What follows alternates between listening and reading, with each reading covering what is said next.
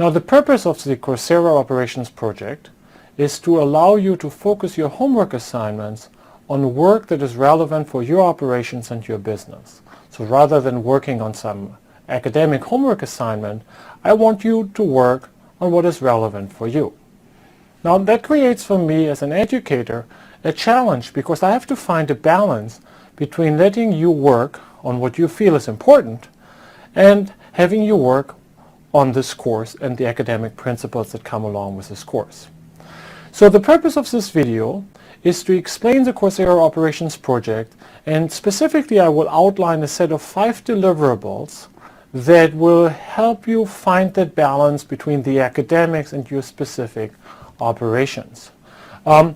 This video here also will outline the first deliverable, and I will also explain that alongside with these 5 videos that you will find in this section, each of them corresponding to one of the 5 milestones of the Coursera Operations Project, I have also created 5 other videos that illustrate the application of these milestones to other businesses. Now, just yesterday I had an interesting discussion with a gentleman that I met here in Philadelphia at a local sporting event. The discussion went something like as follows. He asked me what I was doing for a living, and I replied that I would be an operations management professor here at the Wharton School.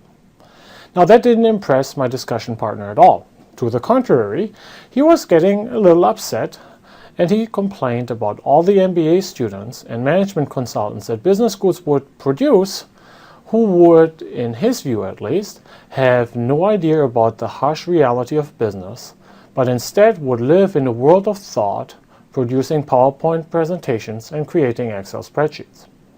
Now, in no way do I want to endorse this gentleman's view on our students or on our business schools.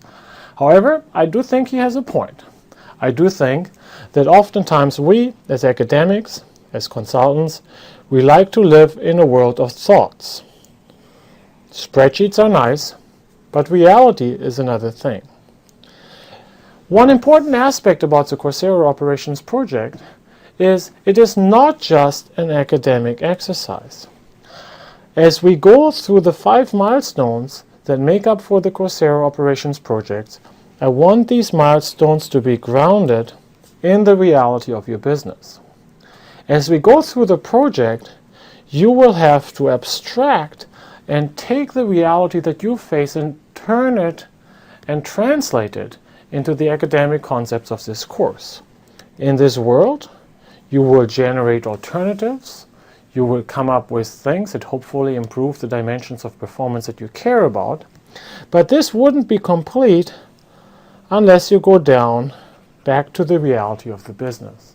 So a key aspect that I want you to do alongside with this Coursera Operations Project is really immersing yourself in the domains of your customers and of your frontline employees. Get out of your office and go to where the action is. Now, in the spirit of iterating between reality and the world of thought, we start the Coursera Operations Project by having you go out into your operations and think about where do you see a specific performance gap relative to the 4 dimensions of performance that we talked about in the introduction. You will then abstract this reality and turn it and translate it into the world of this academic course. You'll think about in this space about the opportunities, and you're going to generate alternatives. However, the project wouldn't be complete unless you would then test some of the alternatives about the ideas for improvement that you came up with and test them in the reality of your business. So the Coursera Operations Project's last milestone will force you to run a small experiment. Now, for the first milestone, I want you to recall the 4 dimensions of operational performance: cost, quality, variety, and responsiveness. In your operations, ask yourself, where do you want to focus on? Where do you currently sense a performance gap? Then go ahead and try to operationalize these general 4 dimensions. Think about some very specific performance metrics that you would apply in your operations to measure each of these 4 dimensions. Then think about the trade-offs that you face in your operations.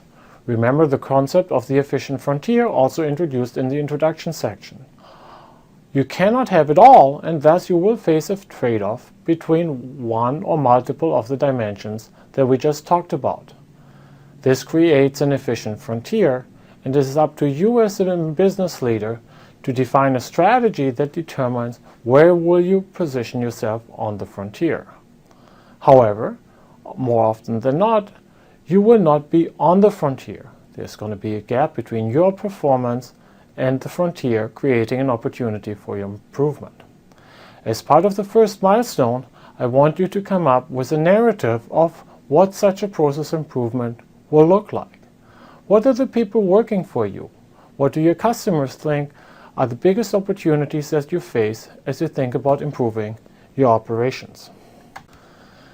Now here's then the first deliverable. Business school style, I have listed all the deliverables here as PowerPoint slides, but that is really there to help you because I felt it would be easier to create a bunch of slides as opposed to writing lengthy essays. So for this first deliverable, think about the key dimension that you want to focus on and the performance measures that capture this dimension of operational performance. Also, just as a cover, please list a short description of your business, and if you want to list your name or the name of the company, that would be fine, but that is certainly not required. Then on the next slide, also reflect about the key trade-offs that you're facing alongside with this dimension and your position on and off the frontier. And finally, give us in your own words a narrative of what you want to improve. Establish a vision of what would success look like in your operation.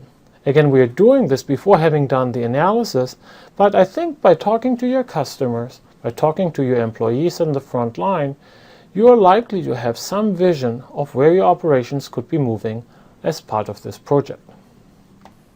Now, the emphasis of this first deliverable, and that will also hold for the second deliverable, is really going out to the front line. Go to the action in your operations. So for every minute that you are spending creating the PowerPoint slides, at least spend 10 minutes on the front line. Talk with your customers and talk with your employees about which of the 4 dimensions they see as the biggest opportunities for improvement. Analysis will come later. It will certainly come, but at this point, it is really about immersing yourself in the problem.